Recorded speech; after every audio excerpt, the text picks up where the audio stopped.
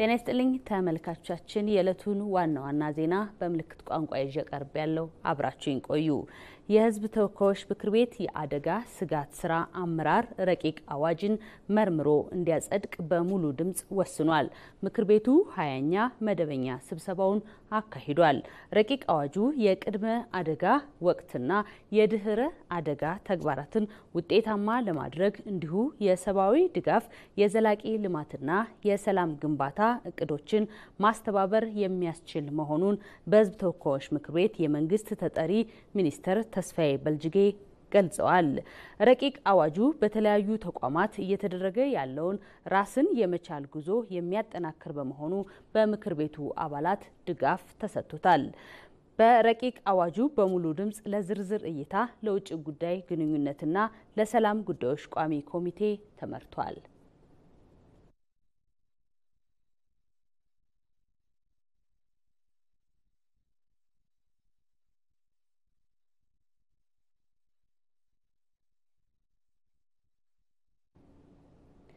ኢቢሲ የአካባቢ ጥበቃ ባለስልጣን የሚሰራቸውን ሀገራዊ ፕሮጀክቶች እንዲያሳካ ከፍተኛ አስተዋጽኦ እያበረከተ ነው ሲሉ የባለስልጣኑ ዳይሬክተር ኢንጂነር ሌሊሴ ነሜ ተናገሩ። የአካባቢ ጥበቃ ባለስልጣን ዳይሬክተር ኢንጂነር ሌሊሴ ነሜና የባለስልጣኑ አመራር ትራንት ረፋድ የኢትዮጵያ ብሮድካስቲንግ ኮርፖሬሽን ቅጥር ግቢ ውስጥ ተገኝተዋል። ዋና ዳይሬክተሩ ኢቢሲ በአካባቢ ጥበቃ ላይ የሰራውን ስራ ለሌሎች ምሳሌ መሆን ይችላል ብለዋል። የአካባቢ ጥበቃ ባለስልጣን ጽዱ ኢትዮጵያን ለመፍጠር እየሰራ ያለውን ስራ ተደራሽ ለማድረግ ከኢቢሲ ጋራ በጋራ መስራትና የተቋሙን ግንኙነት ማጠናከር እንደሚያስፈልግም ተናግረዋል። የኢትዮጵያ ብሮድካስቲንግ ኮርፖሬሽን ዋና ስራ አስፈጻሚ አቶ ጌትነት ታደሰም ኢቢሲ ከባለስልጣኑ ጋር ለመስራት ያለውን ዝግጁነት አረጋግጠዋል።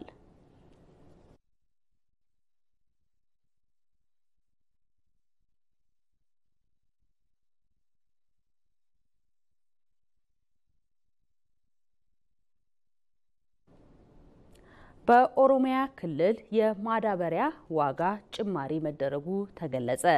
እስካሁን 4 ሚሊዮን ኩንታል ማዳበሪያ ወደ ሀገር ውስጥ መግባቱንና የክልሉ ኮሚሽን ቢሮ አስታውቋል። ከአምናው ጋር ሲነጻጸር ዘንድሮ የማዳበሪያ ዋጋ ጭማሪ ቢታይም የክልሉ መንግስት 32.2 ቢሊዮን ብር ድጎማ መደረጉን የኦሮሚያ ህብረት ስራ ማከፋፈያ ኤጀንሲ ኃላፊ ጀማል ከድር ገልጸዋል። የማዳበሪያ ስርጭት ላይ መስተጓጎል የሚፈጥሩና አርሶ አደሩ ላይ ጭማሪ ክፍያን የሚጠይቁ አካላት ላይ ጥብቅ ክትትል እንደሚያደርጉም ኃላፊው ተናግረዋል።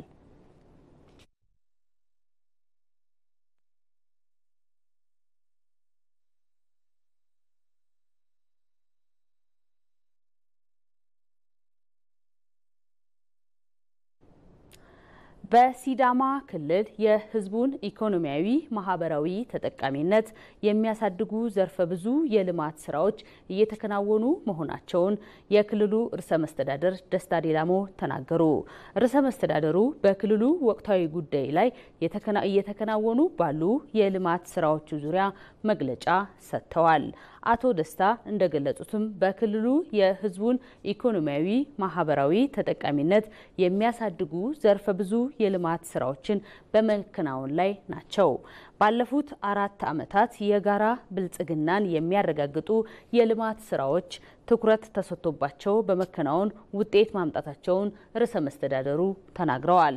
በክልሉ በመንገድ፣ በንጹህ መጠጥ ውሃ፣ በጤና፣ በትምህርት፣ በኤሌክትሪክ አገልግሎትና በሌሎች ዘርፈ ብዙ ጥራትና ተደራሽነትን ለማረጋገጥ ውጤታማ ስራዎች እየተከናወነ ነው ብለዋል።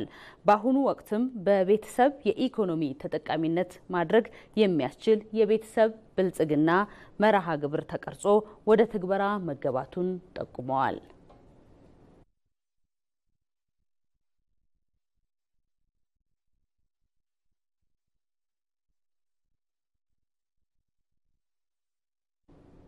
በመጨረሻም ኢትዮጵያ የዲፕሎማሲ መርሆችን በመከተል ያነሳቻቸው የባህር በር የሚያገናኝ ጥያቄዎች ዓለም አቀፍ ተሰሚነት እየተደረገ መሆኑ ተደምጧል። በመንግስት የሀገሪቱ የህልውና ጥያቄ የሆነውን የባህር በር ለማሳካት ሁሉም ሰላማዊ አማራጮችን እንደሚጠይቅም ተገልጿል። ላለፉት ከ30 በላይ ዓመታት ከባህር በር ባለቤትነት ርቃ የቆየችው ኢትዮጵያ በባህር በር አልባነት የሚደርስባትን ጉዳት ይበቃል ካለች ሰነባብታለች። የኢትዮጵያን የባህር በር ፍላጎቱን ለማድረግ ደግሞ መንግስት ጥያቄውን ዋነኛ የብሔራዊ ጥቅም ጉዳይ በማድረግ በዓለም ፊት አቅርቦታል። ኢትዮጵያ የማይናወጥ ብሔራዊ ጥቅም አላት። ዓለም ዛሬ ይስማ። የቀይ ባህር አክሰስ ሰላማዊ በሆነ መንገድ ኢትዮጵያ ያስፈልጋታል።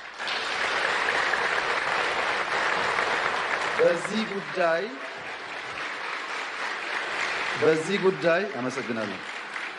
በዚህ ጉዳይ ሻይ የምናደርግ የምንደብቅ ይመስለው ካለ ተሳስተዋል። በየዓመቱ ለወደብ ኪራይ ከ1.5 ቢሊዮን ዶላር በላይ የምታወጣ የገቢና የወጪ ንግዷን በሌሎች ላይ ጥገኛ ሆና የምትከውን ከቀይ ባህር በቅርብ ርቀት ላይ የበይ ተመልካች የሆነች ሀገር የባህር በር ጥያቄዋ ፍትሐዊነቱ ጥያቄ ውስጥ የሚገባ አይደለም።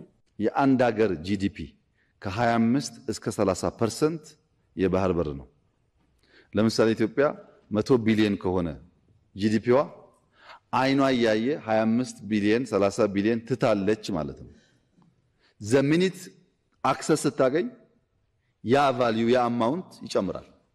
ኢትዮጵያ ወደብ ካጣችበት ጊዜ ጀምሮ ወደ ኋላ እንደዚህ በመናይበት ጊዜ ወደ 30 ቢሊዮን ዩኤስዲ አጣለች ማለት ነው። ይሄ ማለት ስንት ሆስፒታሎችን ይገነባ ነበር? ስንት በየ5 ዓመቱ የሬኔሳንስ ግድብን የመገንባት አቅም ነው ያጣችው ማለት ነው። ኢትዮጵያ ወደብ አልባ መሆኗ ከ35 እስከ 45 የውጪ የንግድ ትስስሯ ላይ ተጽዕኖ አምጥቶባታል ማለት ነው።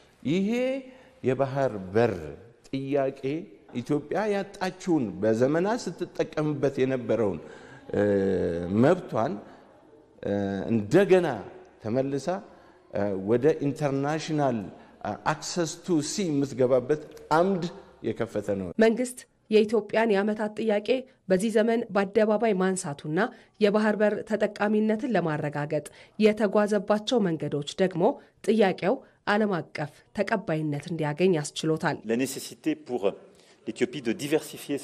ጠቅላይ ሚኒስትሩ የገለጹት የባህር በር መኖር አስፈላጊነትና ለዚህም ነገሮችን ማመቻቸት አስፈላጊ ጥያቄ ነው። እናም ፈረንሳይ ባላት አቅም የምትችለው ሚና ትወጣለች። በምን አይነት መንገድ ይሁን ለሚለው በንግግር በውይይትና ኃላፊነት በሚሰማው ዓለም አቀፍ ሕጎችን ባከበረ መልኩ እንዲሆን በተለይም ጎረቤት ሀገራትን ባከበረ መልኩ የሚሳካበትን መንገድ በማመቻቸት ለኢትዮጵያና ለቀጠናው የሚበጅ እንዲሆን ፈረንሳይ እገዛ ታደርጋለች። ይህን የኢትዮጵያን የባህር በር ፍላጎት እውን ለማድረግ መንግስት ያሉትን ሰላማዊ አማራጮች በሙሉ እንደሚጠቀም ጠቅላይ ሚኒስትር አብይ አህመድ መናገራቸው ይታወሳል። በጦርነት አንፈልግም፣ በኃይል አንፈልግም። በቂ ሪሶርስ ነው። በማንኛውም ህግ በማንኛውም የአገር ልምምድ ኢትዮጵያ ይገባታል። ብዙዎች እኮ ነውር ነው ይላሉ። 120 ሚሊዮን ህዝብ መቆለፍ ነውር ነው ይላሉ። አንዳንድ የተገዙ ኢትዮጵያውያን ባይገባቸውም ወይኛ ወይ ልጆቻችን ያሳኩታል። ጥርጣሬ የለውም። ይሄ እውነት ስለሆነና ራሽ ሎጂካል ነገር ስለሆነ ይሄን አስታኮ ግን ነገ ውጊያ ይነሳል ብሎ የሚያስቡ ሰዎች አንዋጋም ከማንም ጋር። ኢትዮጵያ ዓለም አቀፍ ህጎች የሚፈቅዱላትን ፍትሐዊ ጥያቄ እያነሳችበት ያለችውን የባህር በር ተጠቃሚነት ጉዳይ ለማሳካት የተጀመሩ እርምጃዎች ጥያቄው ምላሽ እስኪያገኝ ድረስ የሚቀጥሉ ናቸው። ዜናው አበቃ። ከቀሪ ፕሮግራሞቻችን ጋር መልካም ቆይታ